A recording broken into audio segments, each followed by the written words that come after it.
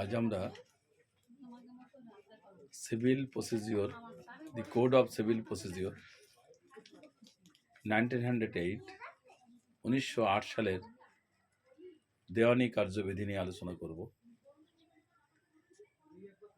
এই দেওয়ানি কার্যবিধি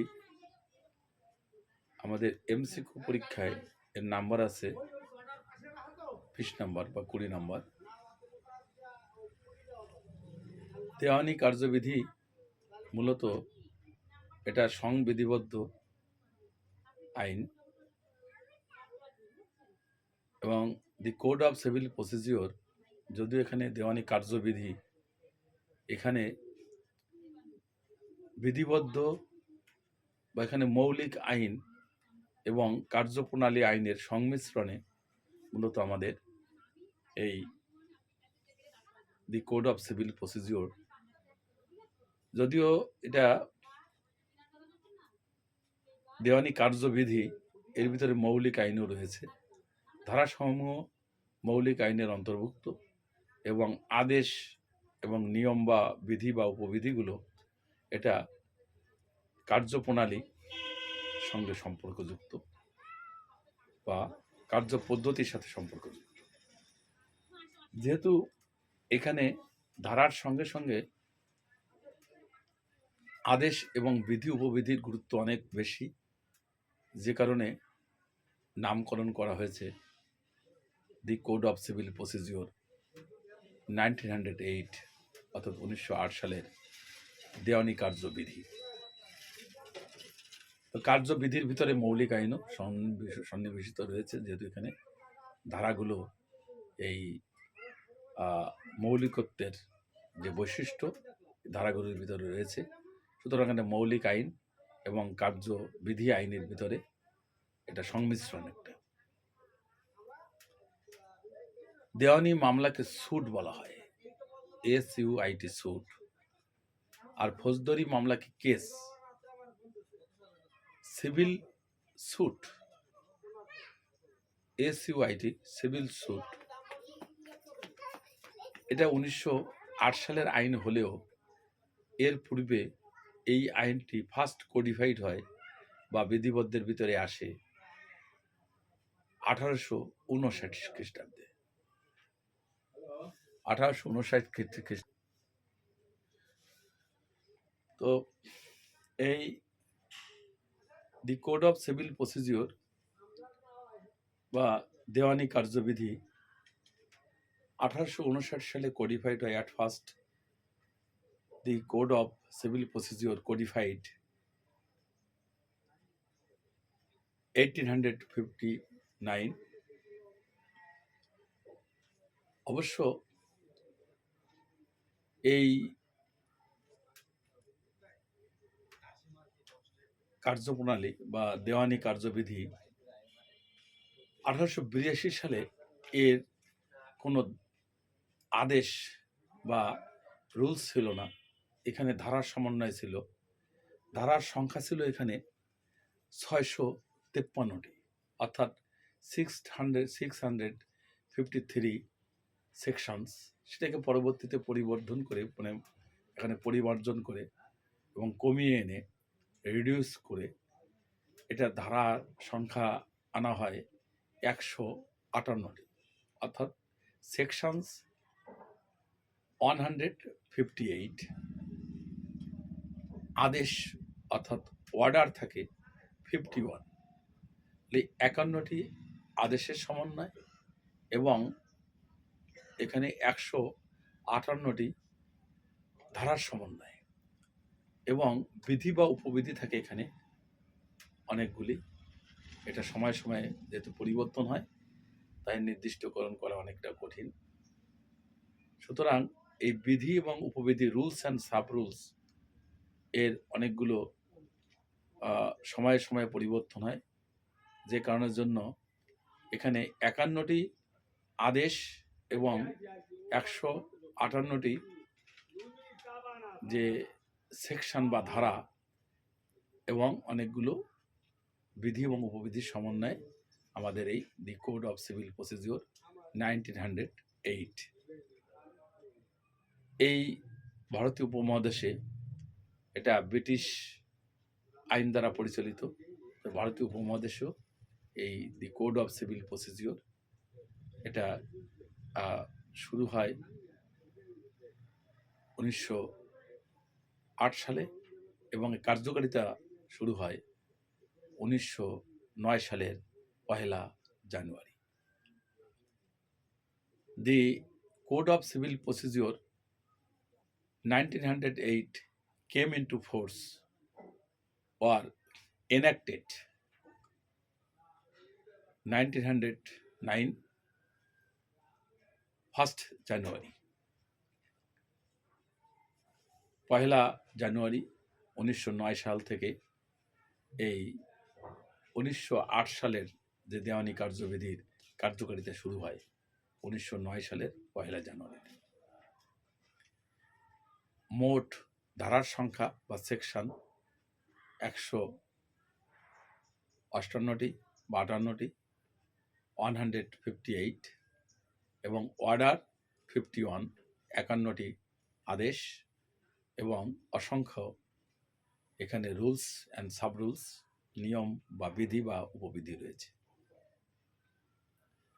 1982 সালে এর যে ধারা ছিল 653টি, যেটা কমিয়ে 158 করা হয় এবং সেই সঙ্গে এর সঙ্গে যুক্ত করা হয় আদেশ, বিধি এবং উপবিধি। The code of civil procedure যদিও এটা দেওয়ানি কার্যবিধি, এর সঙ্গে মৌলিক আইনও রয়েছে, সুতরাং এটা মৌলিক আইন এবং কার্যবিধি আইনের সমন্বয় এই দেওয়ানি কার্যবিধি, the code of civil procedure 1908 সালের আইন। এই 1908 সালের আইন, এখানে যে ধারাগুলো পরিমার্জন হয়, সেকশনগুলো, এটা জাতীয় সংসদের মাধ্যমে বা পার্লামেন্টের মাধ্যমে। আর আদেশ বা বিধি উপবিধি পরিবর্তন করা হয়, পরিমার্জন, সংযোজন, বিয়োজন করা হয়। এটা এই দি কোড অফ সিভিল প্রসিজিওরের 122 ধারা বা সেকশন 122 এর বলে এবং একটি কমিটি গঠন করা হয় 123 ধারা বলে, দ্য সেকশন 123। এই 123 ধারার অধীন 6 সদস্য বিশিষ্ট একটি কমিটি গঠন করা হয় এবং কমিটি গঠনের পূর্বে রাষ্ট্রপতির অনুমতি নেওয়া হয়। রাষ্ট্রপতির অনুমতি সাপেক্ষে সুপ্রিম কোর্টের চিফ জাস্টিসের তত্ত্বাবধানে 6 সদস্য বিশিষ্ট কমিটি গঠন করা হয় এই আদেশ, বিধি, উপবিধিগুলো পরিমার্জন এবং সংযোজন, বিয়োজন করার জন্য। তবে যে কথা আগেই বলেছি যে এখানে রাষ্ট্রপতির পূর্ব অনুমতি আগেই নিয়ে নিতে হয় এগুলো করার জন্য। 122 ধারা মতে, বিধান মতে, এই ধারা উপধারা পরিবর্তন, এই বিশেষ করে আমাদের যে আদেশ এবং বিধি বা নিয়ম, এগুলো পরিবর্তন করা হয়। 123 ধারা মতে কমিটি গঠন করা হয়। অর্থাৎ 122 ধারায় আছে সুপ্রিম কোর্ট কিভাবে এই যে আদেশ এবং বিধি উপবিধিগুলো পরিমার্জন বা সংযোজন, বিয়োজন করবেন। এবং 123 ধারায় আছে কমিটি সংক্রান্ত বিষয়, কিভাবে কমিটি গঠন করা হবে। তো 123 ধারা, the code of civil procedure 1908-এ 123 ধারায় উল্লেখ আছে যে 6 সদস্য বিশিষ্ট একটা কমিটি হবে, যে কমিটি এই যে আদেশ এবং বিধি উপবিধিগুলো পরিমার্জন এবং সংযোজন বিয়োজন করতে পারবে। এই ৬ সদস্য বিশিষ্ট যে 6 মেম্বার্স যে গঠন করা হবে, এর ভিতরে থাকবে সুপ্রিম কোর্টের বিভিন্ন ডিভিশনের ৩ জন বিচারক এবং সুপ্রিম কোর্টের 2 জন অ্যাডভোকেট। 3 জন বিচারকের ভিতরে একজনকে অবশ্যই হাইকোর্টের অধীন যে জেলা জজ আছে, সেই জেলা জজের 3 বছরের অভিজ্ঞতা থাকতে হবে। অর্থাৎ সুপ্রিম কোর্টের 3 জন বিচারকের ভিতরে একজনকে অবশ্যই জেলা জজ হিসেবে 3 বছরের কর্ম করার বা কার্য করার অভিজ্ঞতা থাকতে হবে, এবং 2 জন থাকবেন সুপ্রিম কোর্টের অ্যাডভোকেট বা আইনজীবী, এই 5 জন। আর একজন বিচারক থাকবেন অধস্থন, অর্থাৎ হাইকোর্টের যে অধস্থন কোর্ট আছে, যেটাকে ডিস্ট্রিক্ট জজ লেভেলের একজন বিচারক। মোট 6 জন। 6 জন কে কে থাকবেন? প্রথমত এখানে সুপ্রিম কোর্টের 3 জন বিচারক, যার ভিতরে একজনকে অবশ্যই ডিস্ট্রিক্ট জজ হিসেবে 3 বছরের অভিজ্ঞতা থাকতে হবে, এবং 2 জন সুপ্রিম কোর্টের অ্যাডভোকেট থাকবেন বা আইনজীবী থাকবেন, আর একজন থাকবেন হাইকোর্টের অধীন যে জেলা জজ আছে, এই জেলা জজের ভিতরে যে কোনো একজন থাকবেন এই সদস্য হিসেবে, মেম্বার হিসেবে। মোট 6 জনের সমন্বয়ে এই কমিটি গঠন হবে, যারা টাইম টু টাইম এই যে আদেশ এবং রুলস এবং সাব রুলস, যেটা বিধি উপবিধিগুলো, এটা পরিমার্জন এবং সংযোজন বিয়োজন করার জন্য চিফ জাস্টিসকে এটা সুপারিশ করবেন, এবং সেভাবে এই পরিবর্তনগুলো আসবে বা অ্যামেন্ডমেন্টগুলো আসবে এই আদেশ এবং বিধি উপবিধির, রুলস অ্যান্ড সাব রুলসের। Order, rules and sub rules, আদেশ, বিধি বা উপবিধি বা নিয়ম বা উপনিয়ম, নিয়ম বা বিধি উপবিধিগুলো। সুতরাং আমাদের দি কোড অফ সিভিল প্রসিডিওর, এটা সাধারণত এই আদেশ এবং নিয়মের মাধ্যমে পদ্ধতি কিভাবে কেসটা করা হবে, কিভাবে স্যুট দাখিল করা হবে, কিভাবে এই মোকদ্দমা বা মামলা দায়ের করা হবে, এগুলো সাধারণত এই নিয়মের ভিতরে, আদেশের ভিতরে থাকে, বা এখানে আমাদের যে বিধি উপবিধির ভিতরে থাকে। আর সেকশনগুলো সাধারণত কিভাবে এই বিচারের যে রায়টা হয় বা রায়ের যে মৌলিকত্ব কিভাবে দিতে হবে, এটাই সেকশনের ভিতরে আলোচনা করা হয়। সুতরাং এই সেকশন এবং অর্ডার এবং রুলস অ্যান্ড সাব রুলস নিয়েই আমাদের দি কোড অফ সিভিল প্রসিডিওর 1908, যেটার কার্যকাল শুরু হয় 1 জানুয়ারি 1909 সাল থেকে। 1909 সালের 1 জানুয়ারি এ কার্যকারিতা বা আইনে তারা পরিচালিত হয় এবং কার্যকারিতা শুরু হয়।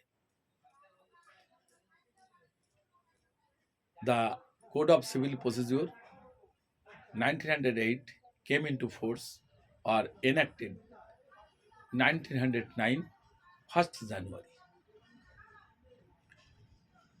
আমাদের 1909 সালের প্রথম 1 জানুয়ারি এই 1908 সালের আইনটির কার্যকারিতা শুরু হয়। তো আমাদের এই ভারতীয় উপমহাদেশে, ভারতবর্ষ থেকে শুরু করে আমাদের ভারতের পশ্চিম বাংলা থেকে শুরু করে আমাদের এই বাংলাদেশ এবং পাকিস্তান, এই আইনের অধীন জমি জমা এবং সত্ত্ব সম্পর্কিত, অধিকার সম্পর্কিত বিচার কার্য পরিচালিত হয়। 1971 সালের মহান মুক্তিযুদ্ধের মাধ্যমে আমরা পাকিস্তান থেকে এই পূর্ব বাংলাকে স্বাধীন করি এবং বাংলাদেশ নামক একটি নতুন রাষ্ট্রের সূচনা হয়। এই রাষ্ট্রে তখন বাংলাদেশ যে দি কোড অফ সিভিল প্রসিডিওর 1908 সালের দেওয়ানি কার্যবিধি বাংলাদেশের দেওয়ানি কার্যবিধি হিসেবে পরিচালিত হয় বা এটা কার্যকর করা হয়, এবং পরবর্তীতে বাংলাদেশে বিভিন্ন সময়ে প্রয়োজনে এর পরিবর্ধন পরিমার্জন করা হয় এবং সর্বশেষ 2017 সালে 2017 সালে এর পরিবর্তন করা হয়। এটা ধারার যে অ্যামেন্ডমেন্ট আনা হয়। বর্তমানে আমাদের দেশে যে ধারা, আদেশ, বিধি, উপবিধি পরিচালিত আছে, এটা সময়ের পরিবর্তনে আমরা এটা পরিমার্জন করতেছি এবং আগামীতে এটা চলমান থাকবে। তবে ধারাসমূহ পরিবর্তন করতে হয় পার্লামেন্টের মাধ্যমে এবং এই আদেশ এবং বিধি উপবিধি পরিবর্তন করতে হয় পার্লামেন্টও করা যায় এবং সুপ্রিম কোর্টের যে 122 ধারার বিধান বলে 123 ধারার কমিটি গঠনের মাধ্যমে আমরা এই আদেশ এবং বিধি উপবিধি পরিবর্তন করে থাকি। তো আজকে এ পর্যন্তই, পরবর্তীতে আবার দেখা হবে। সবাইকে ধন্যবাদ।